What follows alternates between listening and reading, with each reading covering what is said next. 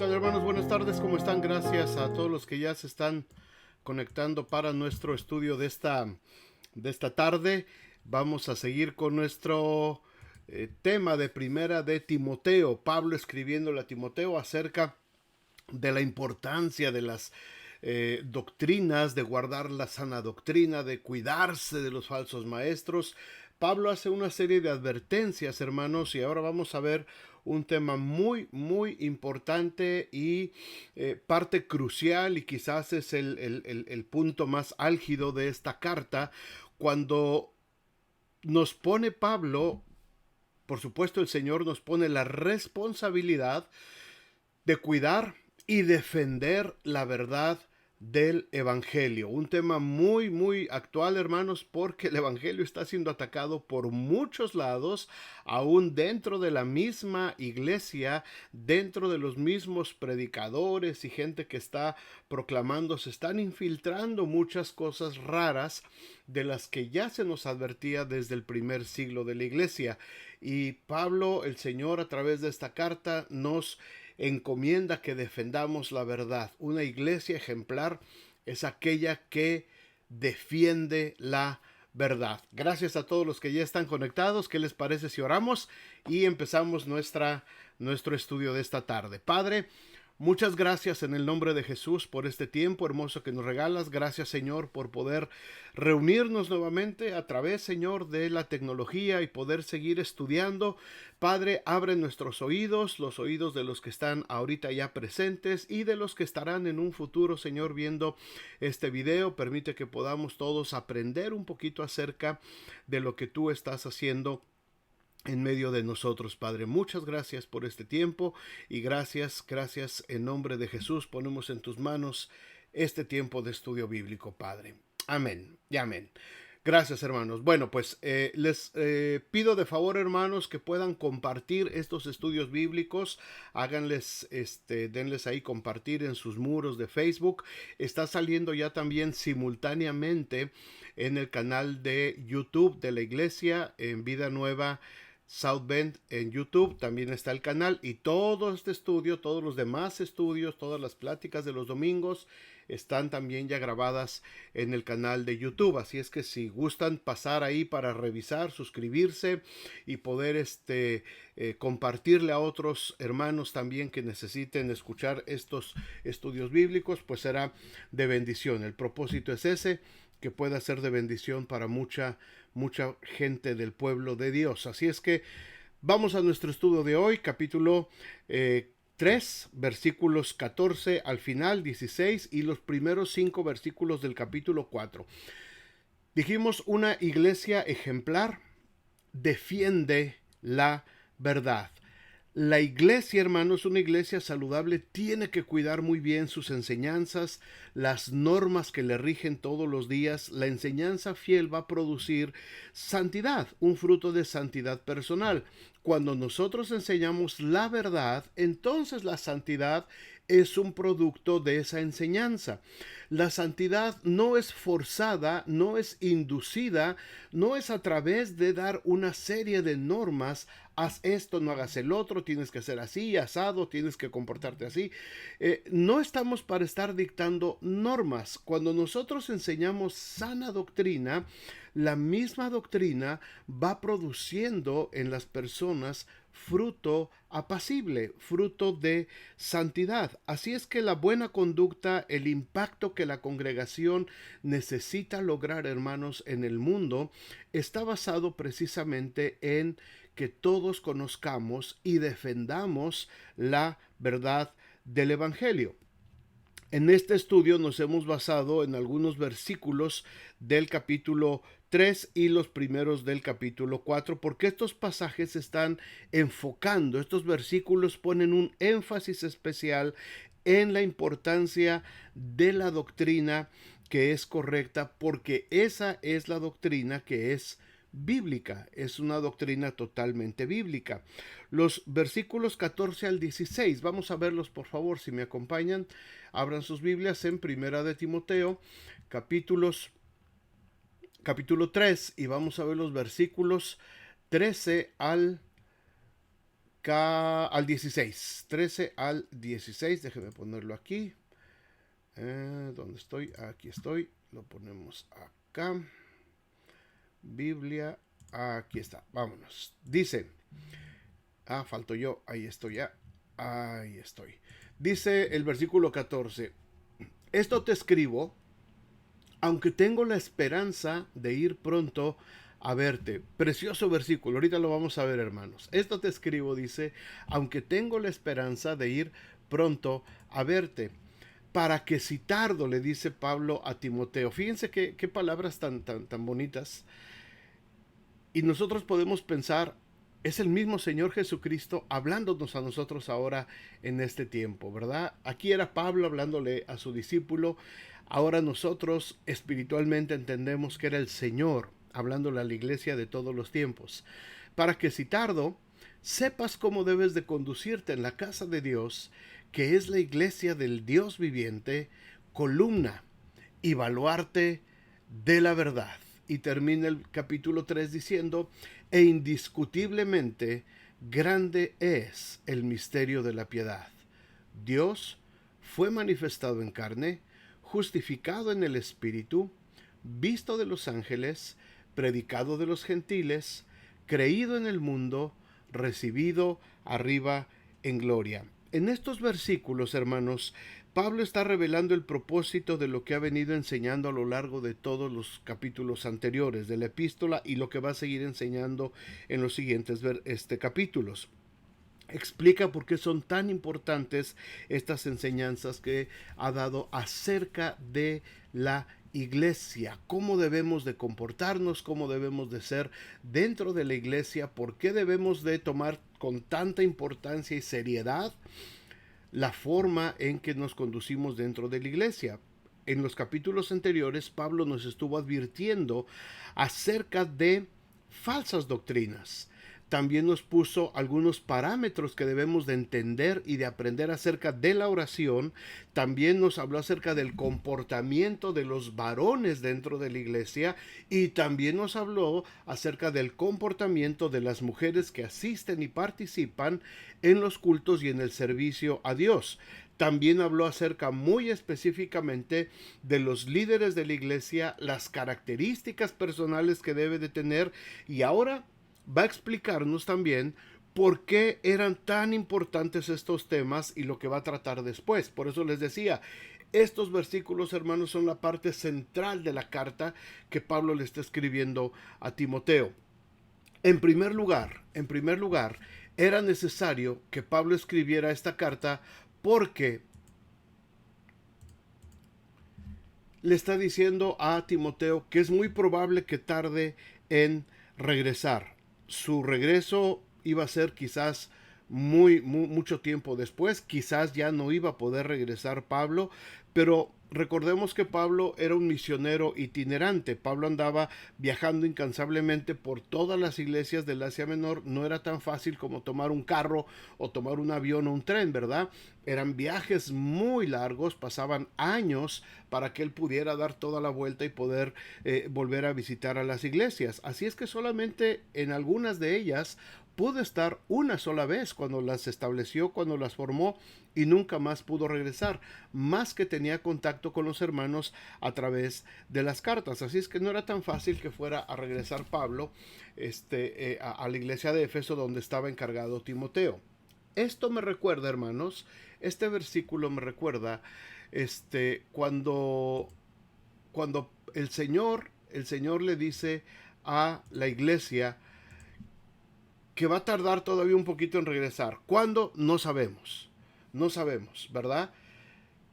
¿Qué más quisiéramos que el Señor viniera ya por nosotros, ¿verdad? Y que pudiéramos ya estar reunidos con el Señor para siempre. Pero el Señor nos dijo, nadie sabe la hora, nadie sabe cuándo va a ser, ¿verdad? El Señor va a venir, dice el apóstol Pedro, como ladrón en la noche. El Señor, podríamos decir, ya se tardó 2000 años. Ya pasaron 2000 años y el Señor no regresa. Pero, aunque Pablo le está diciendo aquí a Timoteo, tengo la esperanza de ir pronto a verte. Y este es algo, hermanos, que nosotros debemos de entender. Cristo tiene no solamente la esperanza, el Señor tiene el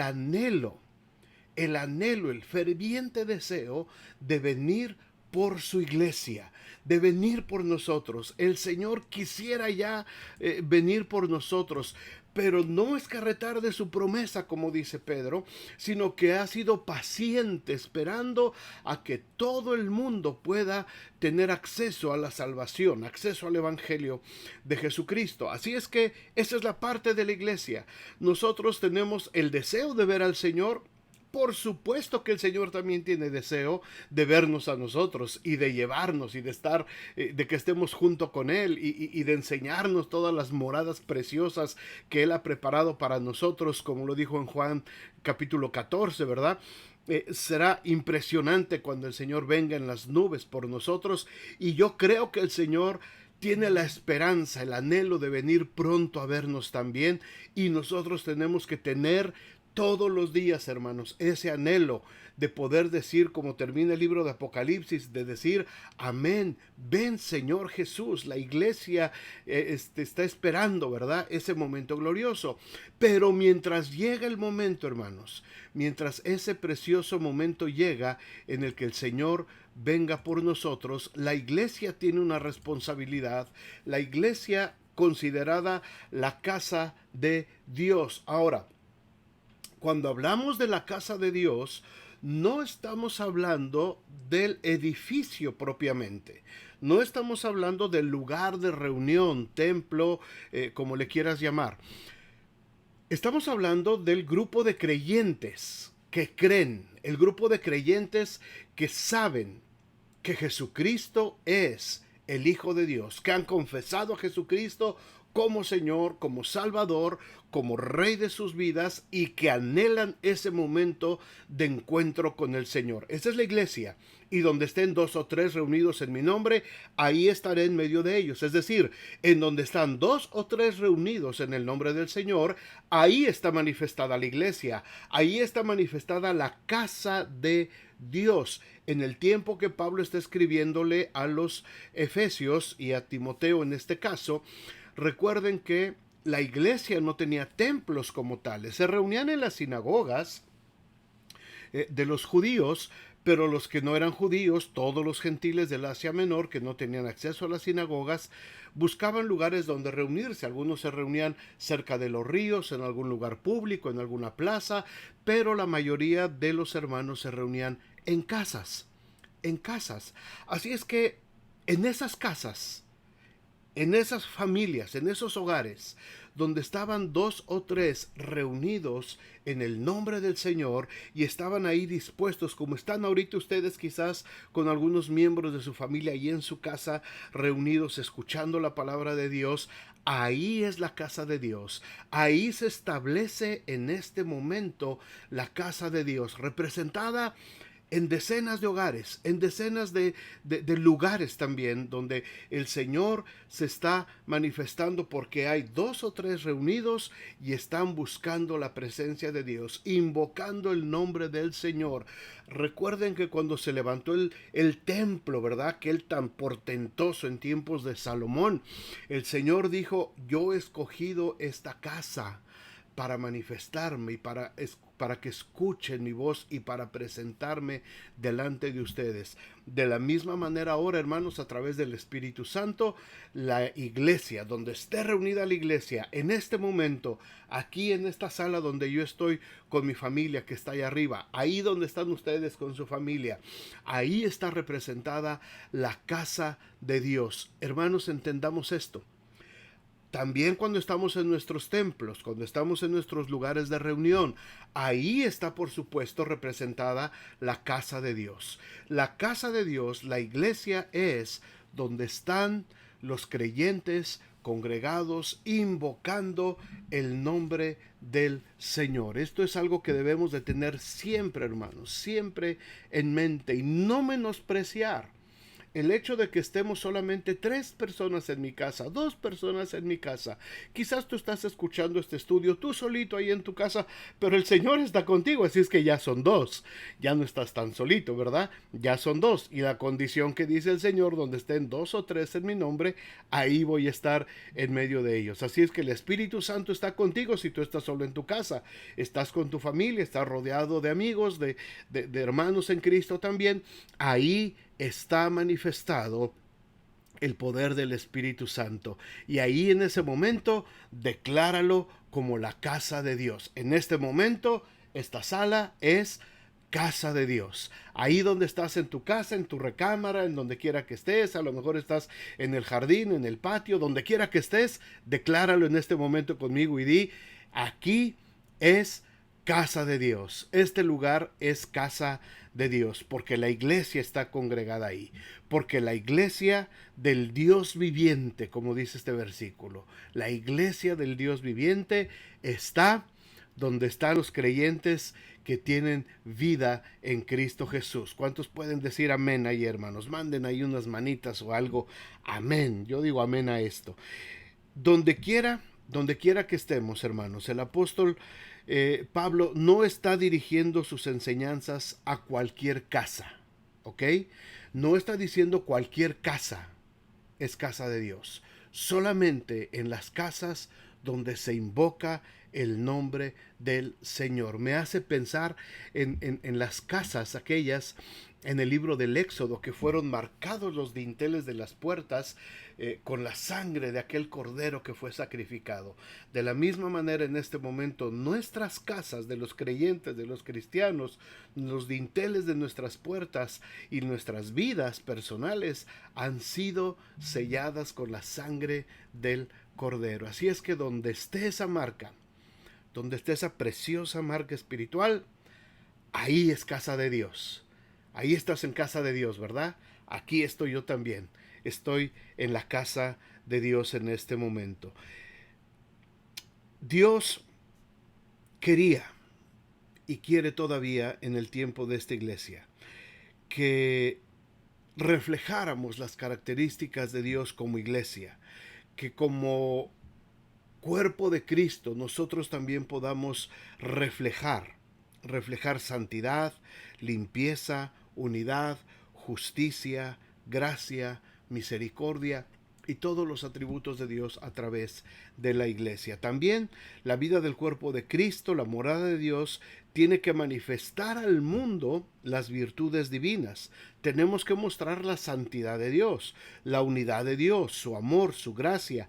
Cada detalle es importante. Por eso aquí Pablo está hablando y está evitando que caigamos en legalismos, que caigamos en cosas que no corresponden a la verdad de la palabra de Dios, porque la iglesia le pertenece a Dios. Recordemos, Pablo no habla específicamente de los edificios, Pablo está hablando del cuerpo de Cristo. Pero en tercer lugar también, hermanos, en estos versículos vemos que es imprescindible que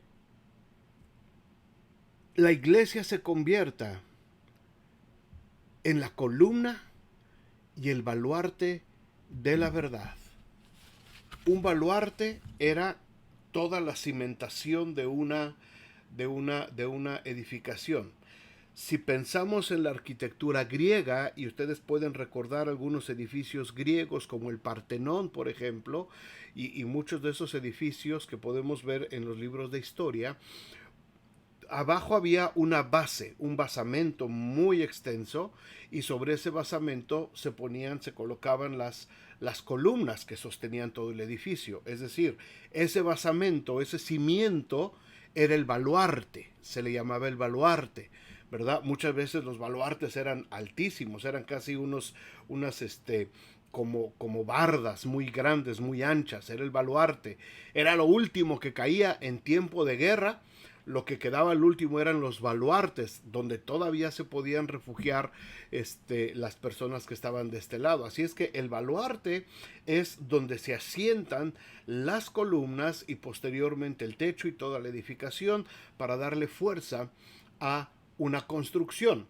La iglesia, dice aquí Pablo, déjenme ponerles otra vez este versículo porque me encanta. Dice Pablo, la iglesia es la iglesia del Dios viviente, columna y baluarte de la verdad. Hermanos, estamos hablando de tiempos peligrosos, estamos hablando de tiempos en los que las falsas doctrinas, los falsos maestros estaban por todos lados tratándose de infiltrar. El evangelio era relativamente nuevo, tenía 30, 60 años apenas de haber empezado a correr el evangelio, todavía no estaban totalmente terminadas las cartas, toda la doctrina como gracias a Dios la tenemos ahora, todavía no estaba terminado todo eso, apenas se le estaba dando forma a lo que sería la iglesia como la conocemos hoy, pero en ese correr del tiempo,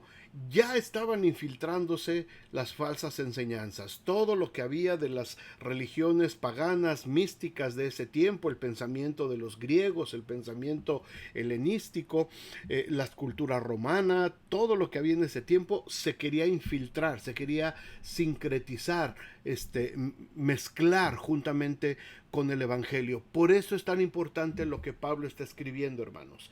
Por eso tuvo que hablar de todas estas cosas de asunto de conducta en los capítulos anteriores para llegar a decir esta verdad. Nosotros somos la columna y el baluarte de la verdad y no podemos darnos el lujo de dejar que esas columnas caigan y que ese baluarte sea mancillado. Tenemos que pelear y tenemos que defender esa verdad. Por eso es el tema de este día. Una iglesia ejemplar es una iglesia que defiende la verdad. Dios vive en medio de nuestra iglesia. Y Dios tiene también para la iglesia una tarea que es primordial, la de sostener en alto las verdades de Dios para que todo el mundo aprenda de Él y por supuesto de Jesucristo. Escuchen esto, me gustó mucho cómo lo presenta el escritor del tema.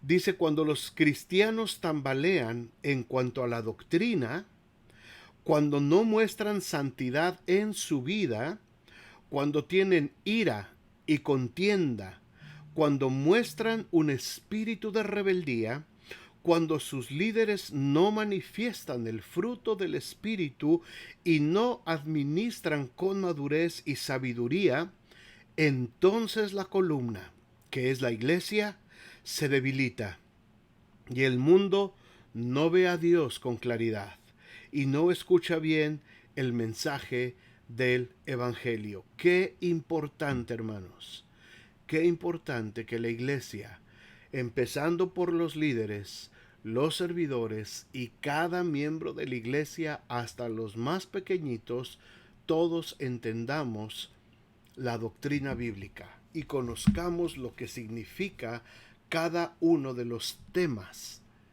que la Biblia nos presenta. Por eso es tan importante este tipo de estudios como el que hemos estado teniendo ya por varios años, hermanos.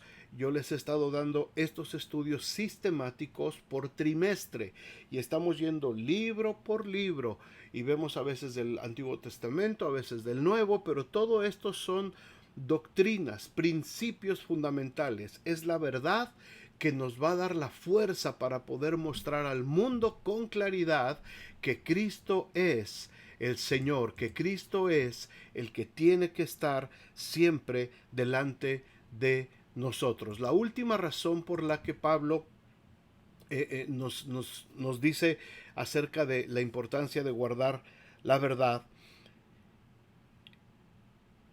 es que grande, dice aquí, es porque la doctrina que produce espiritual es muy grande. Esta doctrina Pablo le llama el misterio de la piedad. Grande es e indiscutiblemente, dice Pablo, no deja lugar a dudas. Grande es el misterio de la piedad. Un misterio es una verdad que estuvo oculta en el pasado, pero ahora ha sido revelada. Este misterio estuvo oculto para los profetas del Antiguo Testamento. Ellos hablaban acerca del Mesías, hablaban de un tiempo de redención, hablaban de un cordero que iba a ser sacrificado, hablaban del siervo de Dios, hablaban de un tiempo de avivamiento, hablaban de un tiempo de restauración, de reconciliación con Dios.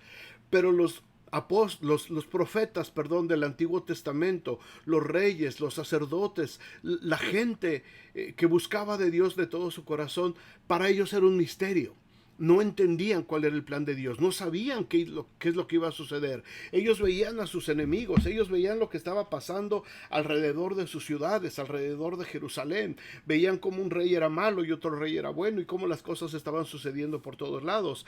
Y los profetas insistían, y viene aquí un rey, ¿verdad? Y Isaías, y quién ha creído a nuestro anuncio, y sobre quién se ha manifestado el brazo de Jehová, y subirá cual renuevo delante de él, y empieza a profetizar acerca de ese Mesías redentor. Zacarías empieza a profetizar, Malaquías empieza a profetizar, Sofonías empieza a hablar de que a los que temen el nombre del Señor nacerá el sol de justicia.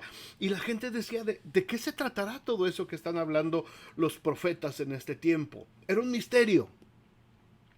Pero el misterio, hermanos, para nosotros, bendito sea el Señor, ha sido revelado.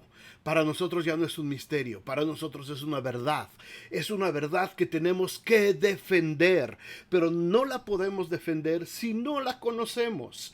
Es una verdad que tenemos que amar, es una verdad que tenemos que abrazar, es una verdad que tiene que estar dentro de nosotros, desde nuestras entrañas, una verdad que sea parte de nosotros, y entonces la podremos defender. Entonces podremos presentar defensa entre todo aquel que demande razón de la esperanza que hay en nosotros, dice el apóstol Pedro. Así es que esta doctrina que produce espiritualidad es muy grande. ¿Cuál es? Es el misterio de la piedad. Les recuerdo hace ya un año, en julio del año pasado, en julio del año 2020, les prediqué una serie completa acerca de este tema, acerca de el misterio de la piedad. Así es que los que gusten ahondar un poquito más, aparte de lo que vamos a hablar ahorita, el que guste estudiar un poquito más acerca de lo que significa este misterio de la piedad, puede referirse a esta serie de pláticas de julio 2020. Las pueden encontrar en el canal de la iglesia de YouTube. ¿Cuál es este misterio de la iglesia que nos habla aquí el apóstol Pablo? Bueno, dice: Dios es manifestado en carne, justificado en el Espíritu, visto de los ángeles, predicado a los gentiles, creído en el mundo, recibido en gloria. Va en pares, ¿verdad? Son expresiones que van de una y otra, y va haciendo un contraste. El primer contraste que vemos aquí dice: Dios fue manifestado en carne y justificado en el Espíritu.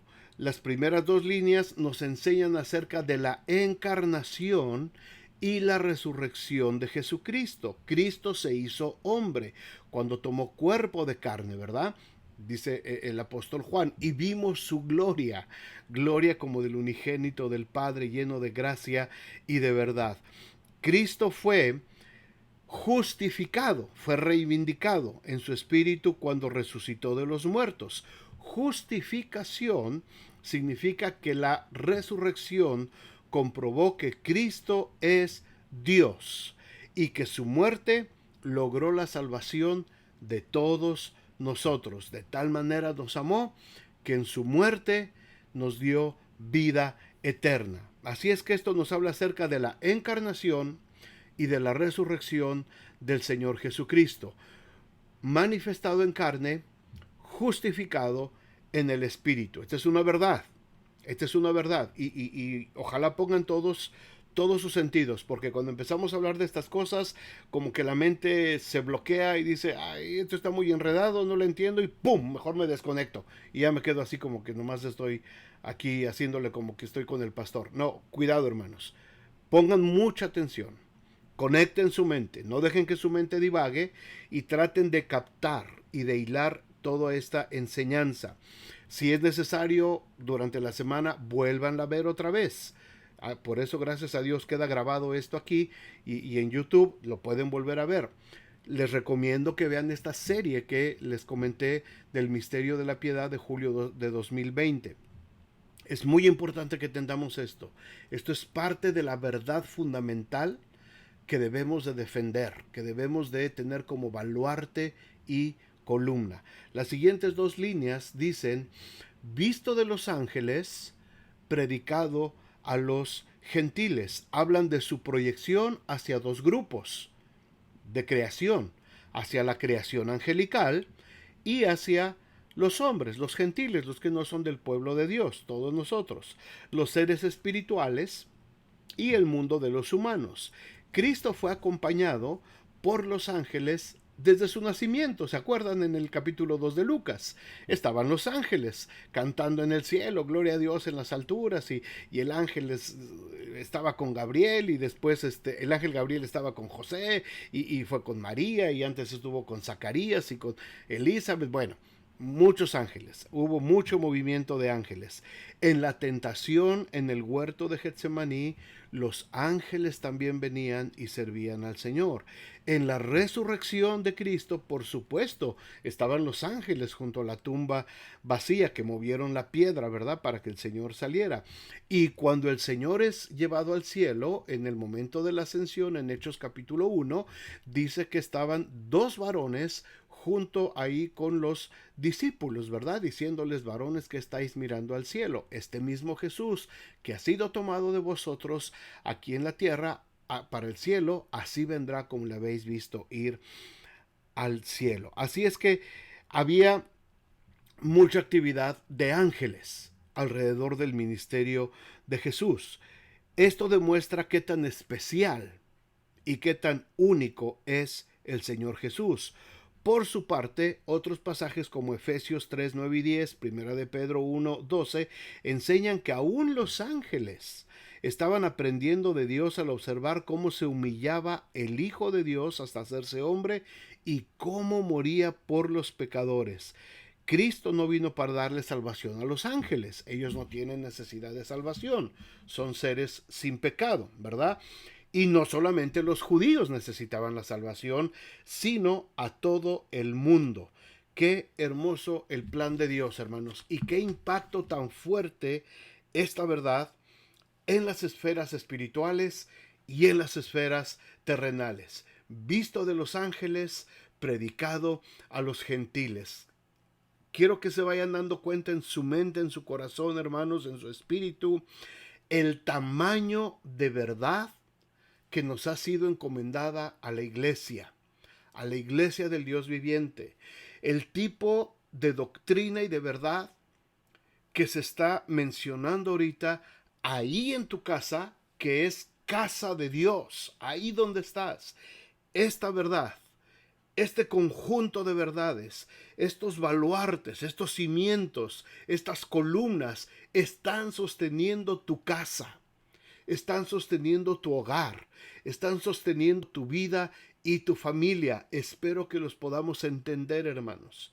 Espero que los podamos entender, porque cuando el cristiano no se da el tiempo y no toma el esfuerzo mental para entender esto, su vida anda dando bandazos por todos lados y anda de aquí para allá y no encuentra alivio por ningún lado, y ya va por un lado y va por otro, y por ningún lado se halla tranquilo.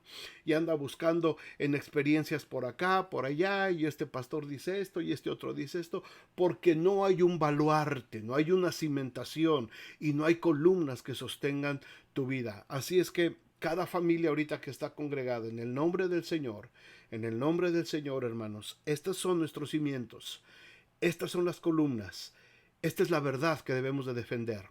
Cuando estas verdades están en nosotros, entonces esto es casa de Dios, porque aquí está su pueblo. Las dos últimas frases dice: creído en el mundo, recibido arriba en el cielo. Está hablando acerca de la aceptación de Cristo en la tierra y en el cielo. Algunos humanos en el mundo creyeron en Cristo. Muchos lo siguieron cuando andaba en Palestina, multitudes creyeron desde el día de Pentecostés en adelante. También cuando ascendió al Padre, fue aceptado en gloria para sentarse a la diestra de Dios. Imagínense, hermanos, imagínense el momento, la recepción, cuando Cristo, después de que es tomado de ahí del monte donde estaba con los discípulos, cuando es llevado a las nubes y dice, y una nube les ocultó de sus ojos y ya no le vieron más. Imagínense nada más. A mí me gusta mucho echar a andar la imaginación. Imagínense, ¿qué pasó arriba de esa nube? ¿Qué pasó después de esa nube? Cuando la nube se cerró y los discípulos, ¡pum!, perdieron todo contacto visual con Jesús. Y después de estar viendo para arriba, los ángeles les llaman la atención aquí abajo y dicen, hey, ¿qué están viendo para allá arriba? Y ya, se rompe ahí el momento especial, tan mágico, ¿verdad? Y los discípulos vuelven otra vez a la tierra, vuelven a ver otra vez hacia la tierra, ven a los ángeles. ¿Qué están viendo ustedes al cielo? Eso ya no les toca ahorita a ustedes. Ahorita a ustedes les toca ir y hacer lo que el Señor les dijo. Y ellos se pusieron a trabajar, se fueron a Jerusalén y se pusieron a orar. Pero, ¿qué pasó después de que esa nube se cerró? Y pasó Jesús arriba de esa nube. ¿Se han puesto a pensar? ¿Se han puesto a pensar? ¿Qué estaba pasando en el cielo, hermanos? ¿Qué es lo que pasó atrás de esa nube? ¿Cómo fue que ese cielo, la gloria se abrió? Ya no lo pudieron ver los discípulos, no tuvieron permiso de ver esa experiencia. Pero imagínense lo que ha de haber pasado. La manera en que se abre el cielo, la manera en cómo Jesús asciende, cómo va entrando Jesús a donde está el trono de Dios, ¿verdad? Como lo describe Apocalipsis, como podemos asomarnos un poquito ahí en Apocalipsis y ver cómo es ese mar de cristal y todo lo que había. Imagínense la entrada del Señor Jesús por esas calles, por ese pasillo. Imagínense a los millones y millones de ángeles viéndolo entrar, resucitado, glorificado, justificado. Llevaba en sus manos las marcas. En su costado llevaba la marca de la lanza. ¿Cómo fue esa recepción, hermanos? Recibido arriba en gloria. ¿Cómo fue recibido el Señor? ¿Se imaginan, hermanos? ¿Se imaginan a los ancianos cuando lo vieron entrar a Jesús? Los seres vivientes cuando vieron que Jesús iba entrando y va caminando por ese pasillo, me imagino, y está el gran trono de Dios, el trono que vio Isaías, alto y sublime, y las faldas de la majestad de Dios, y viene Jesús caminando, el Cordero de Dios, y viene y se pone al lado derecho del Padre. Imagínense ese momento, hermanos. Recibido arriba en gloria, sentado a la diestra de Dios. Padre, consumado es. La tarea que me diste, la tarea que me encargaste, ya fue cumplida. Estas líneas, hermanos, estos 6 enunciados de este versículo de 1 de Timoteo 3:16, subrayenlo en sus Biblias, por favor, también. Son sublimes, son conceptos, son verdades muy fuertes, muy poderosas, que resumen toda la doctrina del Evangelio. No quiere decir que no necesitemos saber más, pero estos 6 enunciados, Dios fue manifestado en carne, justificado en el Espíritu, visto de los ángeles, predicado a los gentiles, creído en el mundo, recibido arriba en gloria. Cristo vino a la tierra como hombre y triunfó. Su obra impacta a los ángeles y a los humanos. Es aceptado por los hombres y es aceptado también, por supuesto, por Dios. Pablo dice que este mensaje es el que transforma a las personas en hombres y mujeres piadosos, entregados a Dios, obedientes a Él. Él es la verdad. Y esta verdad, hermanos, esta verdad, estos enunciados, es lo que la iglesia tiene que defender, tiene que apoyar y tiene que proclamar al mundo. ¿Cuántos pueden decir amén conmigo? Amén, amén. Esta es la verdad que defiende la iglesia. Esta es la verdad que no podemos dejar de defender, hermanos. Como cristianos, como hijos de Dios. Es la verdad divina en contraste con las doctrinas de demonios que vienen ahorita a continuación en la segunda parte que vamos a ver ahorita. Pero hermanos, quiero que entendamos antes de ir a la siguiente parte, entendamos esto de este versículo. Se los voy a volver a leer. Indiscutiblemente grande es el misterio de la piedad, es decir, del ministerio de Cristo. Dios es manifestado en carne, justificado en el Espíritu, visto de los ángeles, predicado a los gentiles, creído en el mundo, recibido arriba en gloria. ¿En dónde se habla de mí? ¿En dónde se habla que el ministerio de la piedad tiene que ver conmigo? Con mis sentimientos, con cómo me siento. Tiene que ver, ahí mi lugar está, en que yo creí en Jesucristo. Eso es lo que me toca a mí, creer en Jesucristo. La predicación del Evangelio no se trata de hacernos sentir bien. La predicación del Evangelio no se trata de nosotros, no se trata de lo que tú quieres, de lo que anhelas, de lo que sueñas, de lo que tú pretendes, de tu bienestar. No se trata de nosotros. La verdad del Evangelio se trata de Jesucristo, el Hijo de Dios. La verdad del Evangelio se trata de este baluarte y de esta columna que le han dado fuerza a la iglesia a lo largo de 2000 años. De eso se trata el Evangelio. Cuidado, mis amados hermanos, cuidado, cuidado. El Evangelio no se trata de qué tan empoderado estás. El Evangelio no se trata de cuántos sueños tienes y cuántos anhelos. El Evangelio no se trata de cuán poderoso es tu ministerio, de cuán poderoso es lo que tú estás haciendo, de qué grande es el tamaño de tu servicio al Señor, de qué grandes son tus sueños, tus necesidades, tus preocupaciones. El Evangelio no se trata de eso, no se trata de mí, no se trata de ti. El Evangelio se trata de Jesucristo, que se hizo carne, vino al mundo, murió, resucitó, ascendió al cielo, fue recibido en el cielo y ahora Él nos ha hecho a nosotros coherederos de ese reino, y nosotros tenemos que defender el baluarte y la columna que son las verdades del Evangelio. De eso se trata la predicación. De eso se trata el Evangelio. No se trata de tu prosperidad.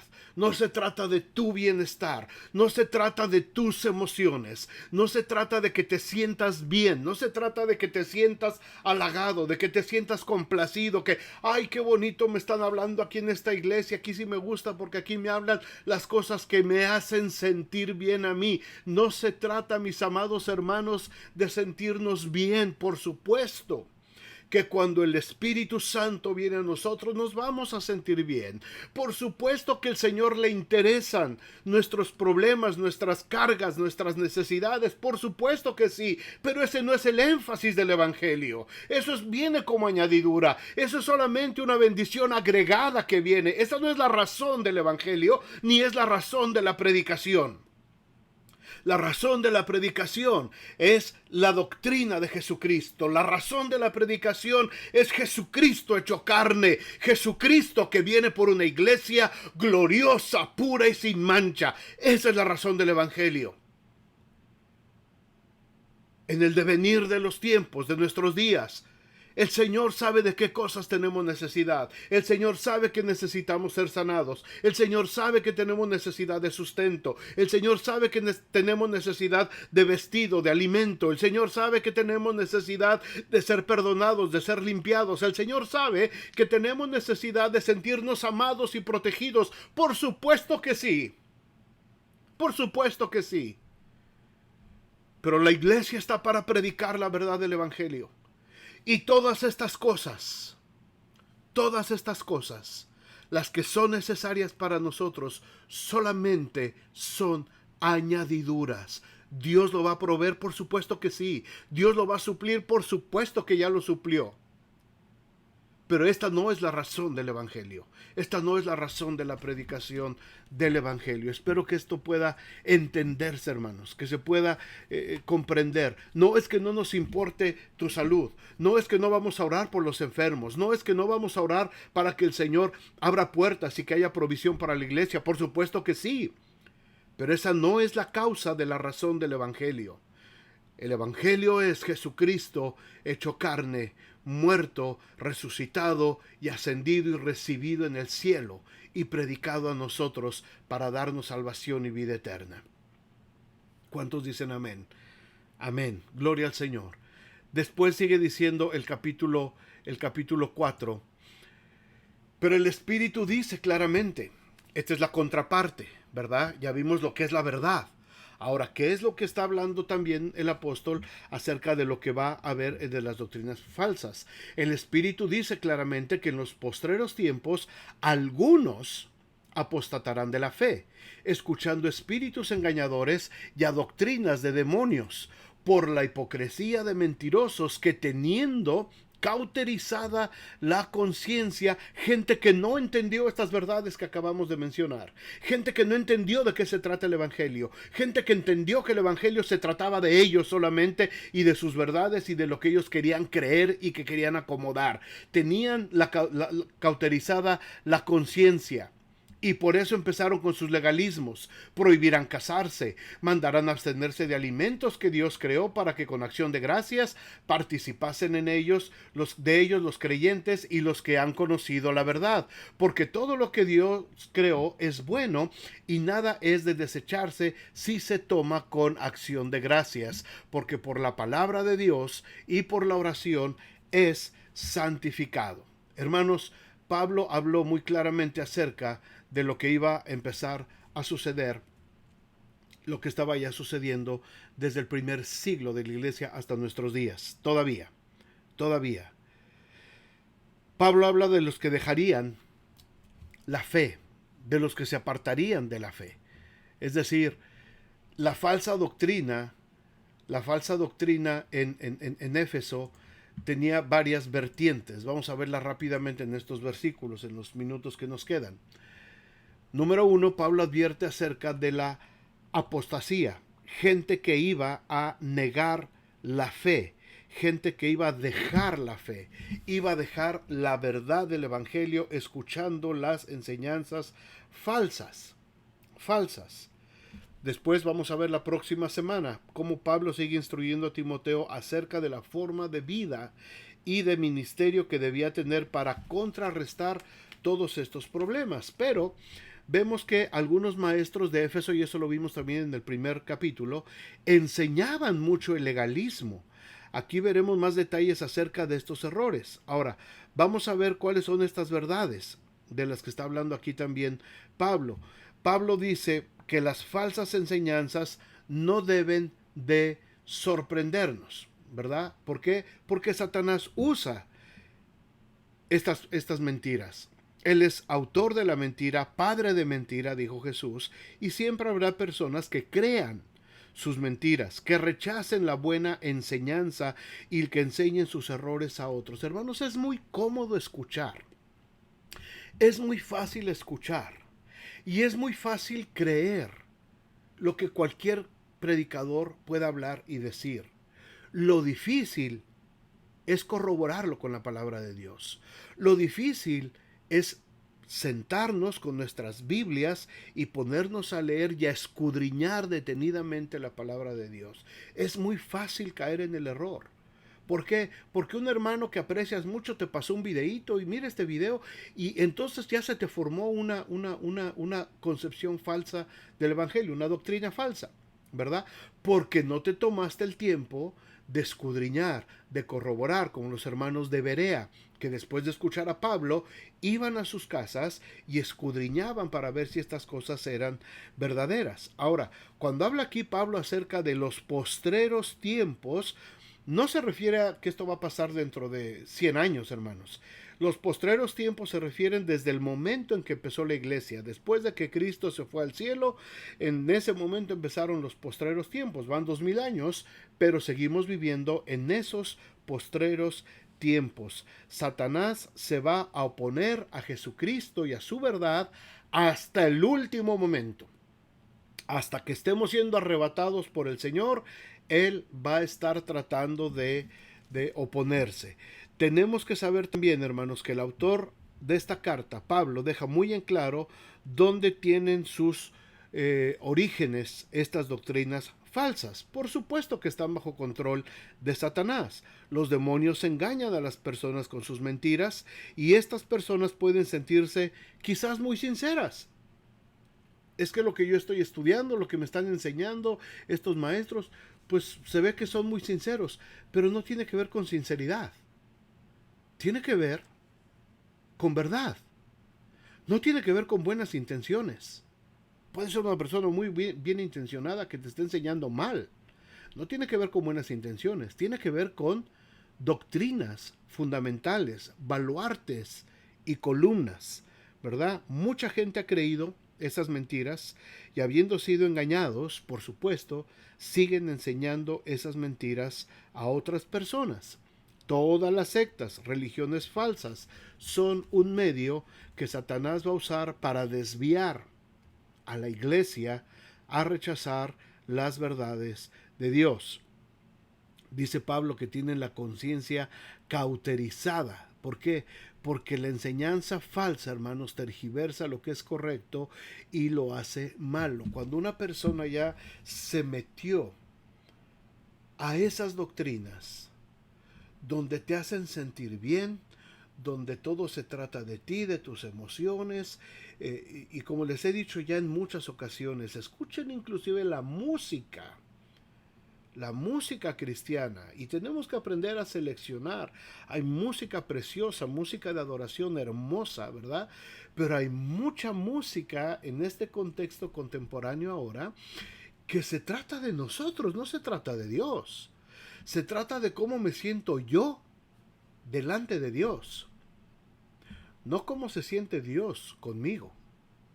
Se trata de mí, se trata de que yo, se trata de que mis emociones, mis sentimientos, y si se dan cuenta, muchas canciones modernas, contemporáneas, y también algunos himnos antiguos, por supuesto, siempre lo ha habido, se tratan más de nosotros, de nuestras emociones, de cómo nos sentimos, que de Dios. ¿Qué es lo más seguro? A mí me encantan las canciones, los cantos, los himnos, que están basados literalmente en versículos bíblicos. Punto. Es mejor. Te quitas de errores. No hay posibilidad de error. Cuando cantas la palabra de Dios, tu espíritu se edifica, es la palabra de Dios, y estás cantando y declarando verdades del Evangelio. Bueno, de eso hablaremos en otra ocasión.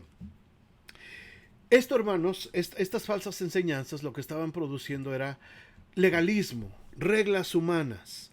Prohibirán casarse, mandarán abstenerse de algunos alimentos. El diablo tiene distintas maneras de atrapar a los humanos, alejarlos de Dios y del camino bíblico. Hermanos, donde hay iglesias, donde hay sectas, iglesias, grupos que dicen enseñar la palabra de Dios, pero empiezan a ponerle ciertos reglamentos de carácter moral, de carácter ético, de carácter personal, de decoro, a la iglesia como imposición, como reglamento. Cuidado, la cosa está mal.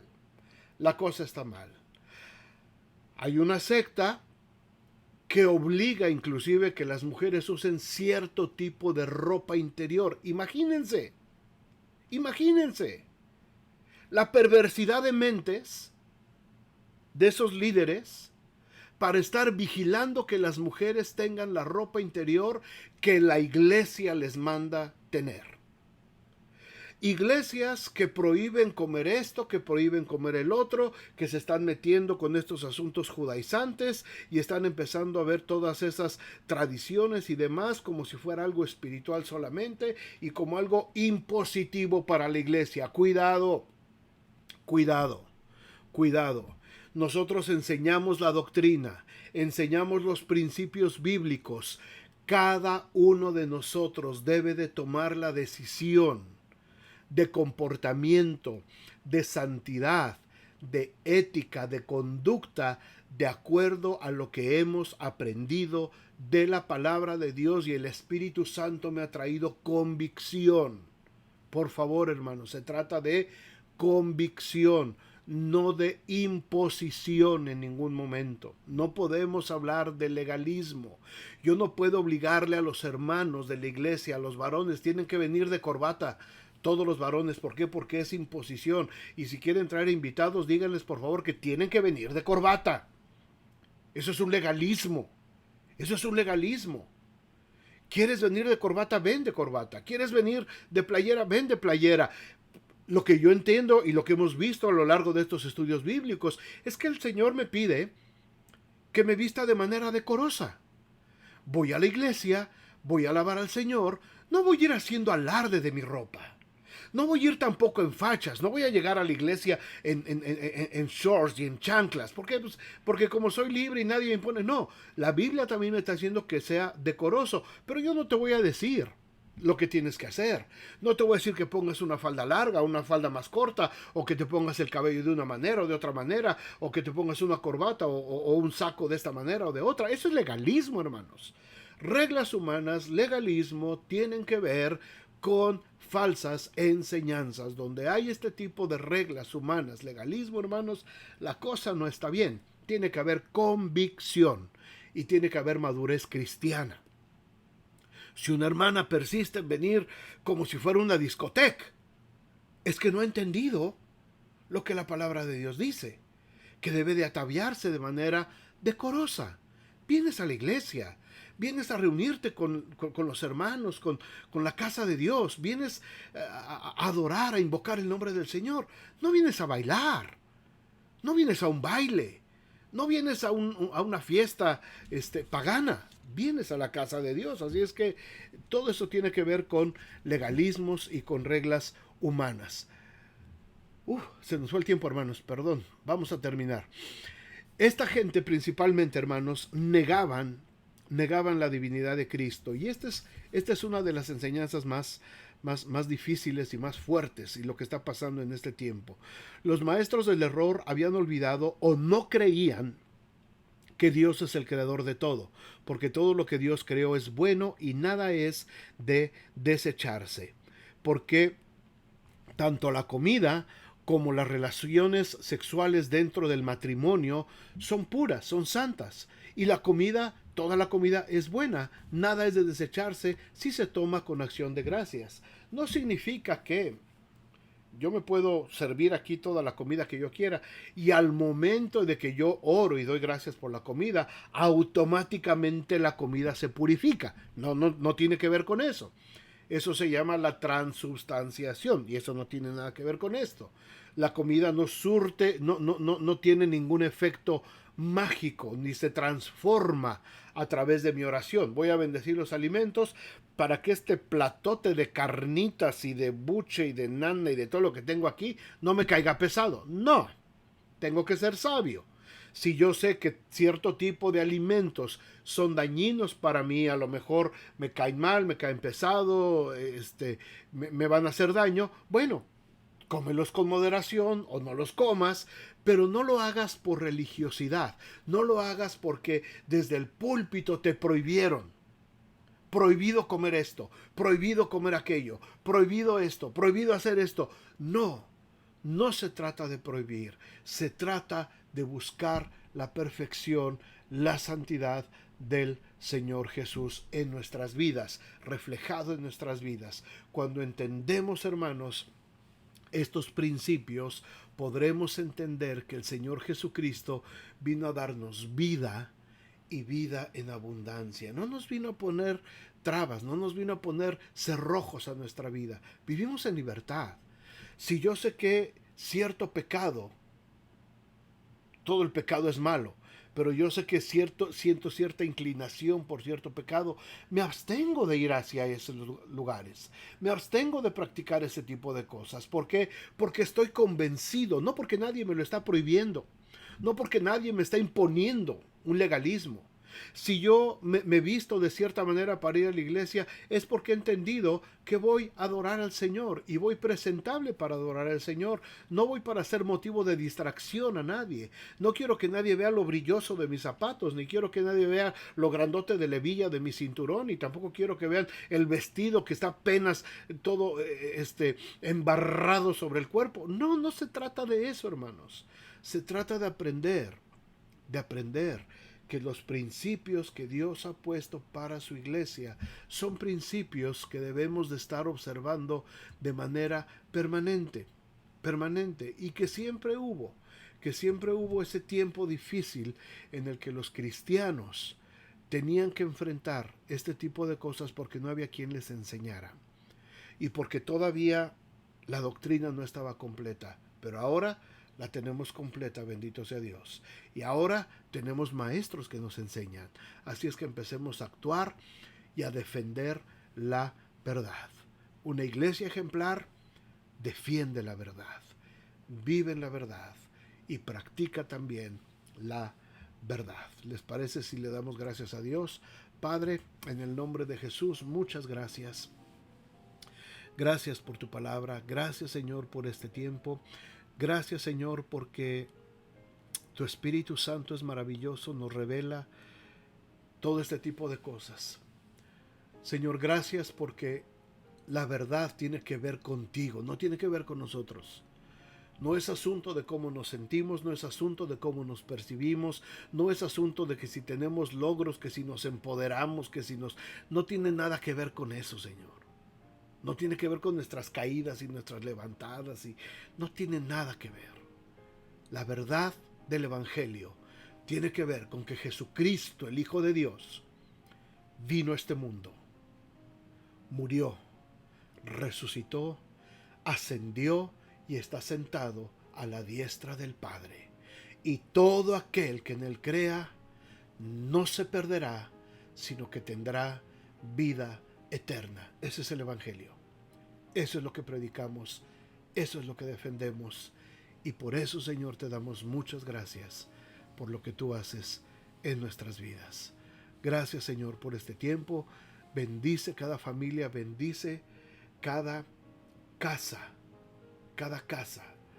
donde está invocada tu palabra, donde convocamos, Señor, tu presencia. Cada casa, Señor, es una casa viviente, es una casa donde tu Espíritu reside y donde tú estás trayendo bendición y vida eterna. Gracias, Señor, por este tiempo. En nombre de Jesús. Amén. Hermanos, que Dios me los bendiga mucho. Gracias a todos. Gracias. Espero que el Señor esté con ustedes. Y si Dios permite, nos vemos la próxima semana con el siguiente tema. Los espero el domingo en la reunión a las 11 de la mañana. Que Dios les bendiga, hermanos. Gracias.